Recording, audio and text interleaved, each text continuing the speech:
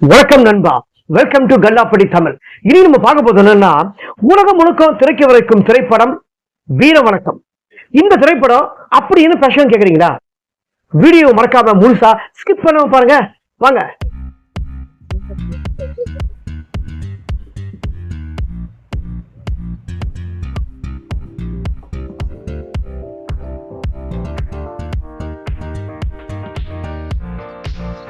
இதை பத்தி சொல்லணும்னா, டைரக்டர் வி அனில் நாகேந்திரன். இந்த படத்தோட முதல் திரைப்படம் அறிமுக இயக்குனர். ஆனா அறிமுக இயக்குனராவே ஜெனரலா ஒரு ஆக்ஷன் படமாவோ, ஒரு த்ரில்லர் படமாவோ, இல்ல ஒரு லவ் ஸ்டோரி படமாவோ, ஒரு காமெடி சப்ஜெக்டாவோ, அந்த மாதிரி திரைப்படம் தான் ஒவ்வொரு இயக்குநர்களுக்கும் எடுக்கணும் அப்படின்னு ஒண்ணு தோணும். ஆனா வி அனில் அவர்கள், அதாவது வி அனில் நாகேந்திரன் அவர்கள், அவருக்கு என்ன ஒண்ணு தோணுதுன்னா, கம்யூனிஸ்ட் கட்சி தலைவர் பி கிருஷ்ணபிள்ளை அவர்களோட வாழ்க்கை வரலாறு அப்படியே படமாக்கியிருக்காரு. ஏன்னா அவரை பற்றி நம்ம தெரிஞ்சிருக்கோம், படிச்சிருப்போம். ஆனா அவர் தெரியாத ஒண்ணுலாம் இந்த படத்துல அவரோட வாழ்க்கையை அப்படியே டைரக்டர் கொண்டு வந்திருக்காரு. அவரோட வாழ்க்கை வரலாறுன்னா, அவரோட வாழ்க்கையில எவ்வளவு கஷ்டப்பட்டிருப்பாரு, இந்த இடத்துக்கு வரத்துக்கு அவர் எவ்வளவு சிரமப்பட்டிருப்பாரு, எவ்வளவு அடி வாங்கியிருப்பாரு, எத்தனை போராட்டங்கள், எவ்வளவு கஷ்டங்கள், எவ்வளவு துன்பங்கள், எவ்வளவு வேதனைகள். இந்த மாதிரி துன்பங்கள்லாம் நம்ம பார்த்து படிச்சிருப்போம். யாரோ சில பேர் தான் வயசானவங்க பார்த்துருப்பாங்க, கண் கூட அவர் கூட இருந்தவங்களே. நம்ம எல்லாம் அதை பார்த்து நம்ம தெரிஞ்சிருப்போம் படிச்சு, அவ்வளவுதான். ஆனா இதை டைரக்டர் அவர்கள் அப்படியே அழகான முறையில படமாக்கி நமக்கு கண் முன்னே அவரோட வாழ்க்கை வரலாறு கதையை நிறுத்தியிருக்காரு. இந்த கிருஷ்ணபிள்ளை அவரோட கதாபாத்திரத்தை அப்படியே யார் நடிக்கிறாங்கன்னா, நடிகர் சமுத்திரக்கனி அவர்கள் இந்த படத்துல அவரோட வாழ்க்கை வரலாறு கதையை கதாபாத்திரத்தை போட்டிருக்காங்க. கிருஷ்ணபிள்ளை அவரோட வாழ்க்கை வரலாறு அவரோட கதாபாத்திரத்துல நடிகர் சமுத்திரக்கனி அவர்கள் அப்படியே ரொம்ப அழகா கச்சிதமா பொருந்திருக்காரு. இது நான் மட்டும் சொல்லல, டைரக்டர் அவர்களே சொல்லியிருக்காரு.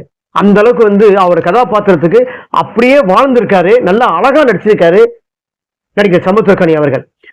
நடிகர் சமுத்திரக்கனி அவர்கள் நடிச்சதுன்னு சொல்றதை விட டைரக்டர் அந்த அளவுக்கு இந்த திரைப்படத்தை அழகான முறையில டைரக்ஷன் பண்ணியிருக்காரு.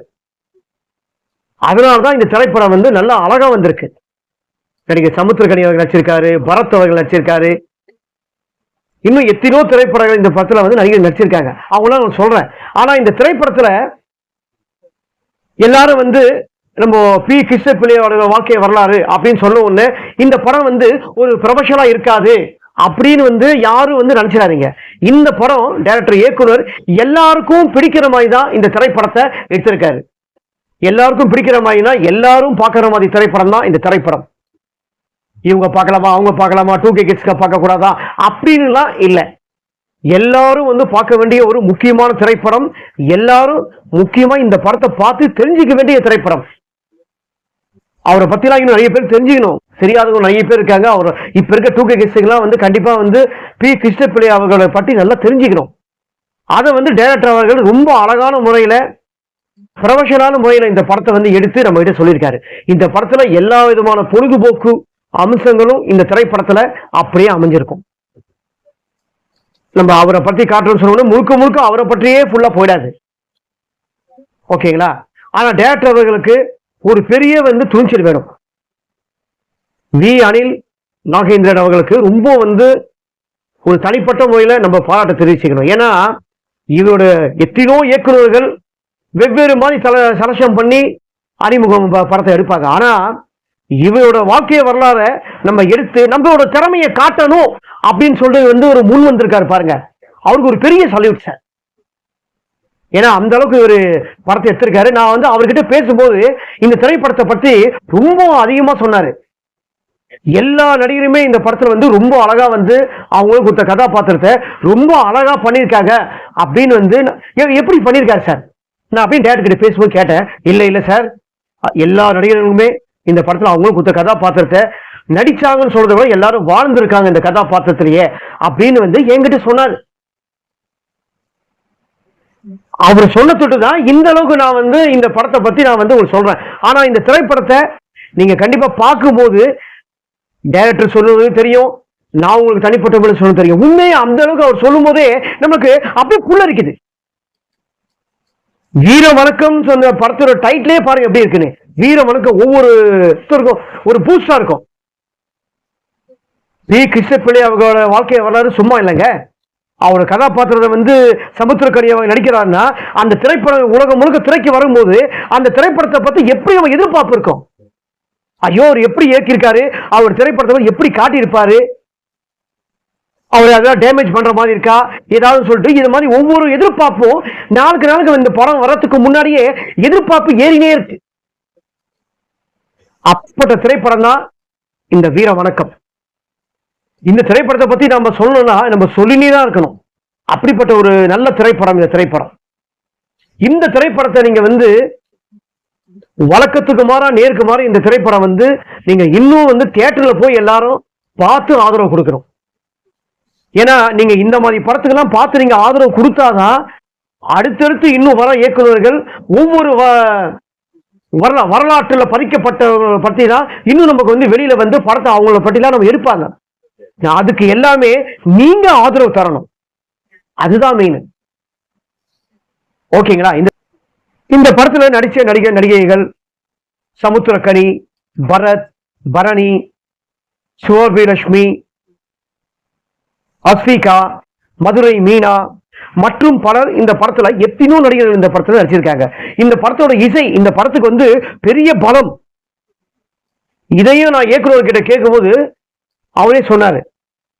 அதுக்கப்புறம் இசை நான் அவரை மீட் பண்ணி பேசும்போது அவரும் என்கிட்ட சொல்லியிருக்காரு, இந்த படத்துல இசை ஒரு 2-3 சீன் போட்டு காட்டினாரு என்கிட்ட. இசையை பத்தி சொன்னாரு. இசை பேக்ரவுண்ட் மியூசிக்லாம் ரொம்ப அருமையா இருக்கு. அந்த நான் ஒரு 2 சீன் அந்த பார்க்கும் போதே அந்த இசைக்கு ரொம்ப உயிர் கொடுத்திருக்காரு. எம்.கே. அர்ஜுனன் ரொம்ப பிரமாதமா இவர் சொல்லும் போதெல்லாம் எனக்கே ஒன்னும் எதிர்பார்ப்பு இந்த திரைப்படம் எப்போ வரும்ட்டு. இந்த படத்தோட இயக்குனர் அறிமுகம் இயக்குனர் சொல்லிட்டேன். முதல் திரைப்படம் அவருக்கு இதுதான், வி. அனில் நாகேந்திரன். மறுபடியும் அவருக்கு சொல்றேன், இந்த மாதிரி ஒரு திரைப்படத்தை எடுக்கிறதுக்கு அவருக்கு ஒரு பெரிய துணிச்சல் வேணும். அவருக்கு இந்த திரைப்படம் உலகம் முழுக்க திரைக்கு வந்ததுக்கு அப்புறம் இந்த திரைப்படம் விரைவில் ஏப்ரல் மாசமே தான் வருது. அது எந்த டேட்ஸ் நம்ம இன்னும் கன்ஃபார்ம் பண்ணல. ஆனா இந்த படம் விரைவில் இந்த மந்த்லயே தான் வரும். எப்போ இந்த திரைப்படம் திரையுலகத்துக்கு வந்தாலும் இந்த படத்துக்கு பெரிய எதிர்பார்ப்பு இருக்கு. இந்த படத்துக்கு ஒரு பெரிய ஓப்பனிங் மக்களுக்கு மத்தியில கண்டிப்பா எதிர்பார்ப்பு இருக்கு, கிடைக்கும். இயக்குனர் நம்பி எதிர்பார்த்து காத்துனுங்க. இந்த திரைப்படம் உங்களுக்கு ஒரு பெரிய வெற்றி திரைப்படம்.